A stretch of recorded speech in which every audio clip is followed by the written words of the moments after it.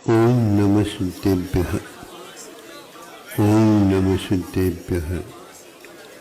अहिंसा परमो धर्म की आचार्य गुरुवर श्री कुंद कुंद भगवान के आचार्य गुरुवर श्री ज्ञान सागर मुनि महाराज की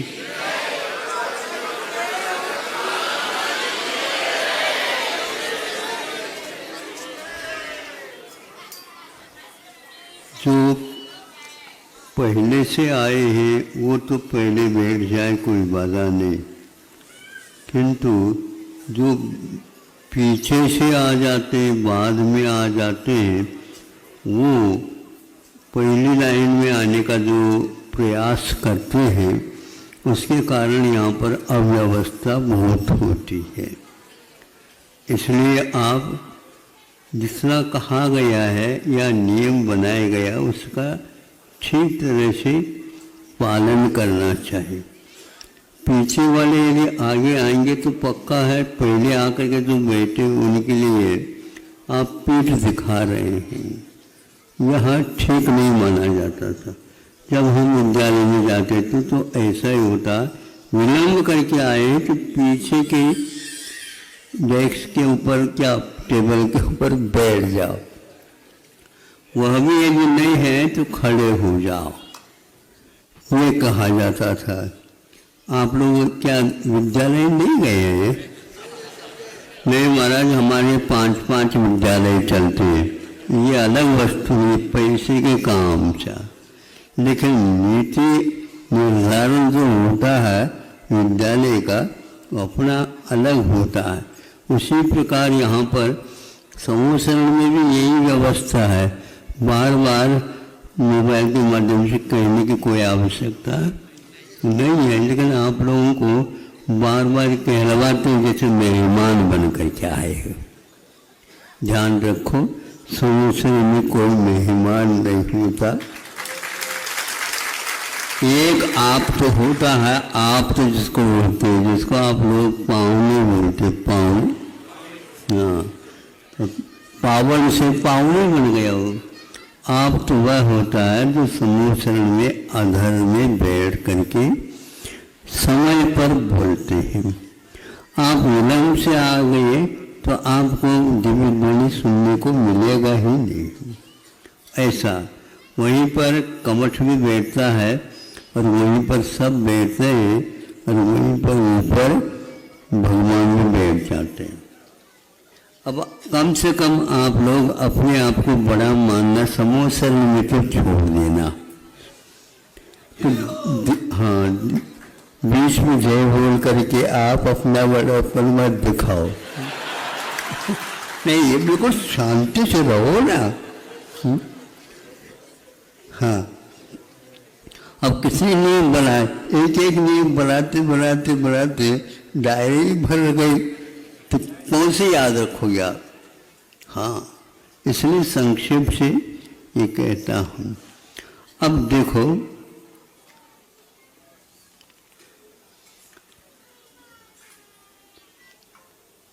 कुछ चीजें ऐसी होती हैं जो कभी भी हमारे निकट में नहीं आ पाती। निकट का मतलब वहाँ दूर से कोई वस्तु है, उसके माध्यम अनुमान इत्यादि के माध्यम से हम देख लेते हैं उसको, वो निकट में नहीं आया, फिर भी उसका प्रकारांतर से बोध होता है। इसमें आकुलता भी रहती है, कंबड़ भी होता है, विस्मरण भी होता है। अब जब प्रत्यक्ष मिल जाता है तो वह गायब ही हो जाता है। तो यह आप लोगों को जो गायब होने वाला है, जो निकट में आने वाला ही नहीं, जब आपको प्रत्यक्ष ज्ञान होगा तो जहाँ जहाँ रहते हैं वस्तु जो वहीं रह करके न ही हम उस ओर जाएंगे और न ही वहाँ हमारी ओर आएगा, फिर भी हमारे भीतर आएगा। भीतर आकर के यहाँ पर स्थान उन्होंने घेर लिया हो, ऐसा नहीं, केवल ज्ञेय के रूप में आपके भीतर आएगा। इसमें सारी आकुलताएं समाप्त हो जाती। आप आकुलता से ऊपर उठना चाहते हो, निराकुल बनना चाहते हो। हाँ, जो वस्तु को जो दूर वाली है, हमारे स्वभाव से विपरीत है, उसको निकट मत रखा करो। अब क्या क्या छोड़ना पड़ेगा, सारी बातें छूट जाएंगी आपके, क्योंकि आपके पास निकट वो आए नहीं, आपने उसको ग्रहण किया और भीतर रख करके ऊपर से अलीगढ़ का एक ताला इतना बड़ा लगा दिया और रात दिन उसकी रखवाल करने में मीनू जी में नौकर के समान काम कर रहे हो। शेर जी किसको बोलते हैं? जो बहुत धन रखते हैं, वो बहुत बड़े ताला लगा करके और बहुत बहुत मायने में, मतलब जिसको बोलते हैं मायने में वस्तु स्थिति है, वो सबसे बड़ा कहलाते हैं, वो सबसे छोटे होते हैं।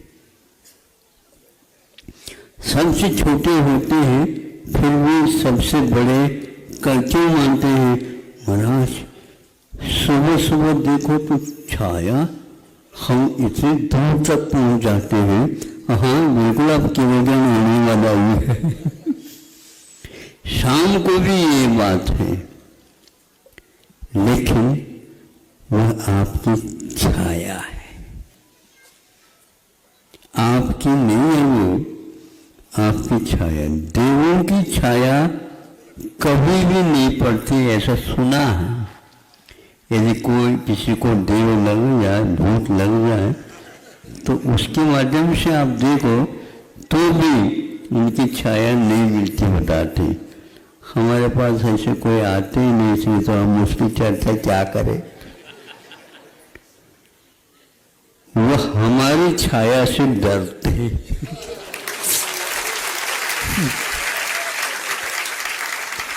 हमसे तो नहीं डरते, किंतु हमारी छाया से डरते, क्योंकि उनकी छाया कहीं छूटी ना पड़ जाए। छाया जड़ की छाया है, आत्मा की छाया नहीं होती। आत्मा का कोई भार नहीं होता, आत्मा का आभार मानो। आप भार तोल करके अपने आप को भारी बताना चाहते हो, वो भार नहीं है। आपका वेट, आपका भार भगवान को ज्ञात है, न वेट है न गेट है, कुछ भी नहीं। कहीं प्रवेश नहीं करना और कहीं तोड़ना भी नहीं। आप तोड़ करके बनिया बन करके दिखा रहे हैं, जो भार ज़्यादा कम है उसमें भी हाथ यूं करके तराजू को और डंडी को थोड़ा सा मोड़ करके दिखाते हैं, लेकिन अपनी आत्मा को दिखाते हैं। हे भगवान, ऐसे कभी पश्चाताप किया है भगवान, ये डंडी मारना न पड़े, ऊपर के तराजू को यूं करना न पड़े, और सामने वाले व्यक्ति को हम अपना परिचय सही सही देख लेंगे महाराज, पेट भरने के उपरांत दे देंगे। अब कभी पेट भरता नहीं, क्योंकि वो खाली होता रहता है। अब क्या करें?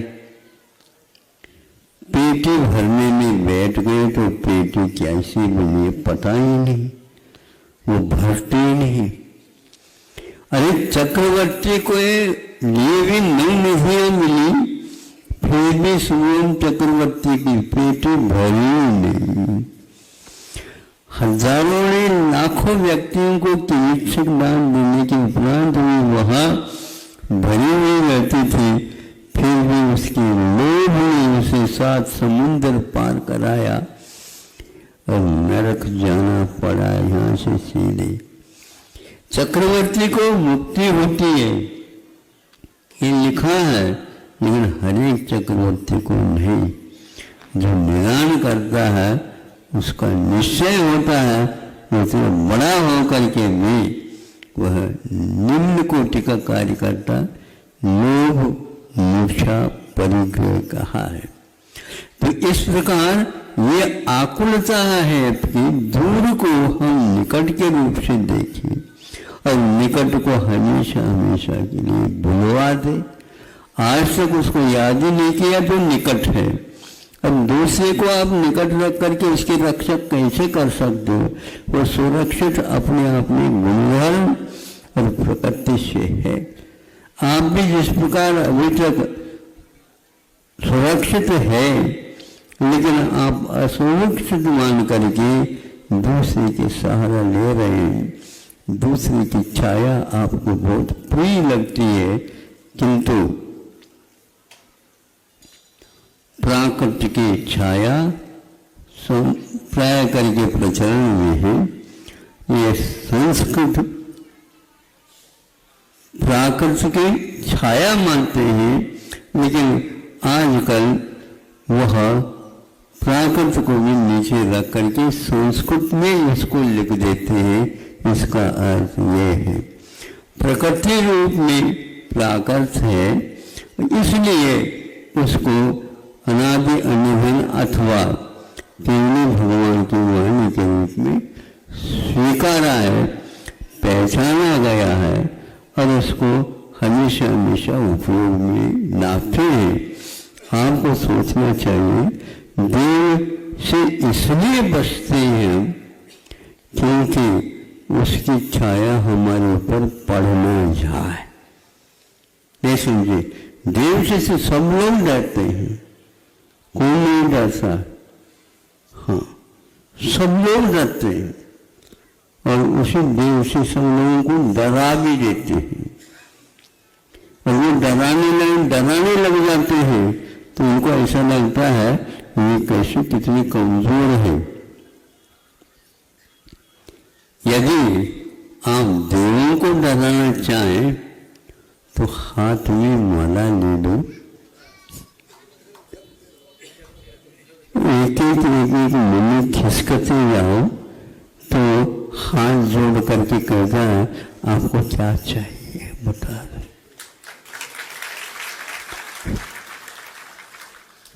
अब ये सोचो वो हाथ जोड़ करके आपके सामने खड़ा हो गया केवल माला लेने मात्र से। अब हमें ये बांध देगा। हम आपको क्यों बांधे भैया? वो स्वयं बनते चले जा रहे हैं।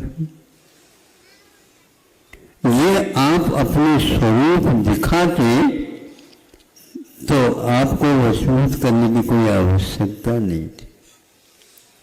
इसलिए परोक्ष को परोक्ष के रूप में, प्रत्यक्ष को प्रत्यक्ष के रूप में स्वीकार करके आकुलता को यदि आप छोड़ देते हैं तो आप निराकुल जैसे वैसे होंगे। कोई भी व्यक्ति आपके पास आएगा लेकिन डरेगा नहीं, न ही आप उनको डराएंगे और न ही वो आपसे डरेंगे, क्योंकि आपने एक ऐसी छायादार वस्तु को हाथ में रखा।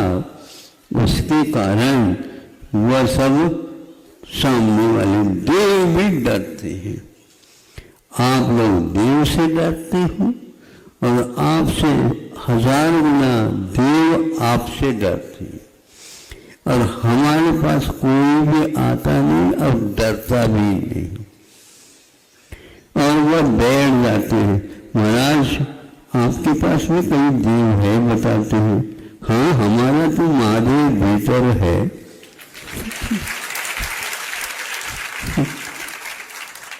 उससे क्या डर है? महादेव तो हमेशा पूज्य हुआ करता, महादेव है, देवों के भी देव को महादेव कहते हैं। वही आत्मा परमात्मा के रूप में बनने वाला, परिवर्तित होने वाला है। यह सूत्र हमें वीतरागी महादेव से प्राप्त है।